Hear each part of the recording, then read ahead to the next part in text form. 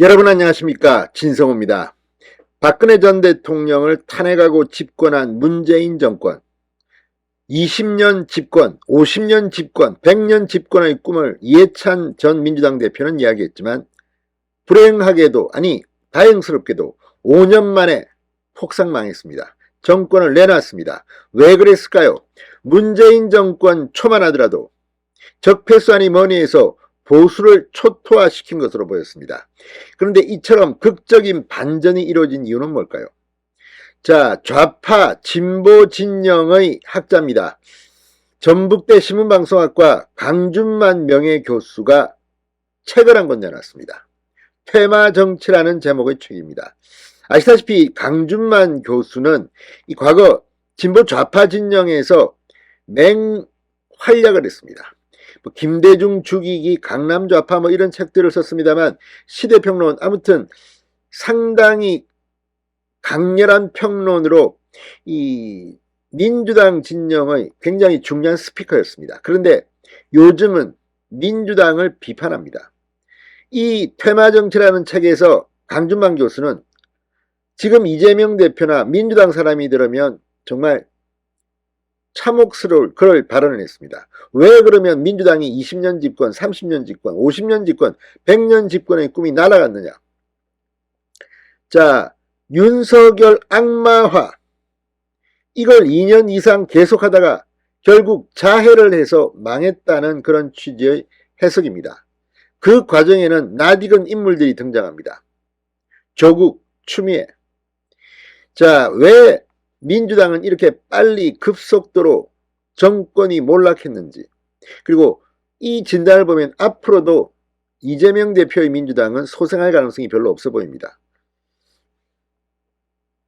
국민의힘이나 자유우파 진영에서 민주당을 비판하는 것은 흔히 있는 일이고 사실 중도층 국민들한테는 그렇게 강도가 없습니다. 그러나 그쪽 진영에서 활동했던 사람들이 이렇게 계속해서 문재인 정권 이후 비판적인 견해를 내놓는 것은 그만큼 그들이 보기에도 문재인 정권은 실패했다고 보기 때문일 겁니다. 그런데 강준만 교수의 진단은 상당히 눈길을 끕니다. 지금 제가 누누이 비판하고 있는 그 맥락, 도대체 상식과 품격은 다 던져버리고 이상하게 변질된 민주당의 모습을 강준만 교수는 고발하고 있습니다. 진성호의 융단폭격 시작합니다. 더불어민주당을 융단폭격합니다. 방송에 앞서 아직 진성호 방송에 구독자가 아니신 분은 붉은색 구독 버튼 눌러주십시오. 더 좋은 방송으로 보답하겠습니다. 더불어민주당은 윤석열을 적으로 간주한 것은 물론이고 최악의 적이라는 걸 강조하기 위해 지지율까지 가세해 악마화의 대상으로 만들었다. 강준만의 진단입니다.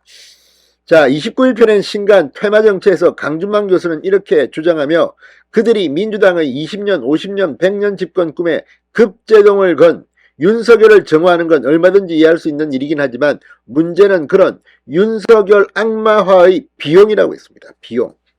대가를 치렀다는 겁니다.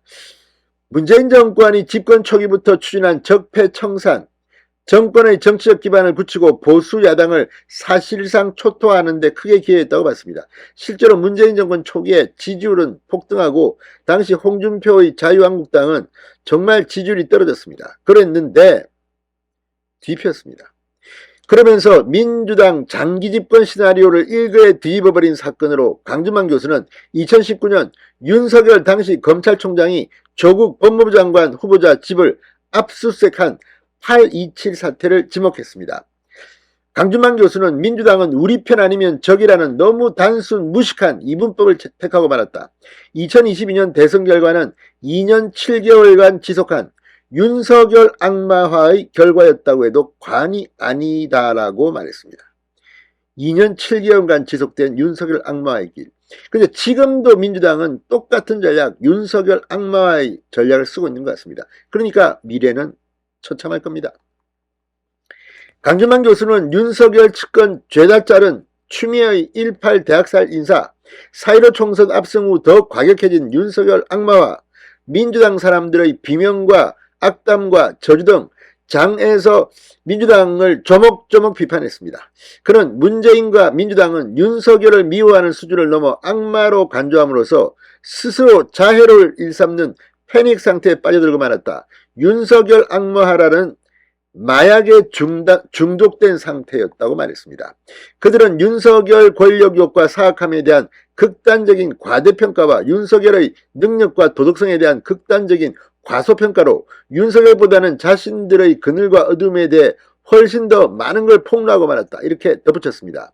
민주당은 이성을 상실할 정도로 무리한 윤석열 때리기에 올인함으로써 윤석열을 키워주고 정권을 넘겨준 오만과 어리석음에 대해 처절히 성찰하라고 말했습니다.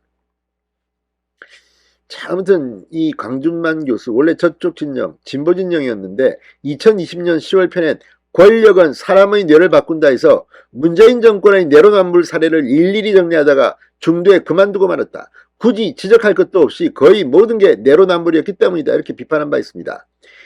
착한 권력을 표방했거니와 자신들에겐 그런 DNA가 있다고까지 큰소리친 권력 집단이 내로남불의 화신이 될 때 어찌해야 할까? 권력이 권력을 죽이는 권력의 역설을 한국 사회에서 목도하고 있다고 말한 바 있습니다.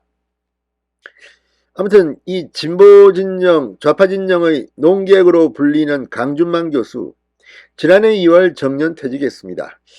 아무튼 그동안 뭐 김대중 죽이기 인물과 사상, 싸가지 없는 진보, 강남 좌파 등을 지편했는데 그쪽 진영의 원로 학자가 퇴마정치라는 표현을 써서 민주당을 비판함으로써 민주당은 제가 볼 때는 이재명 대표는 앞으로 힘들 것 같다.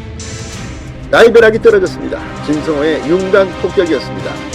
여러분 감사합니다.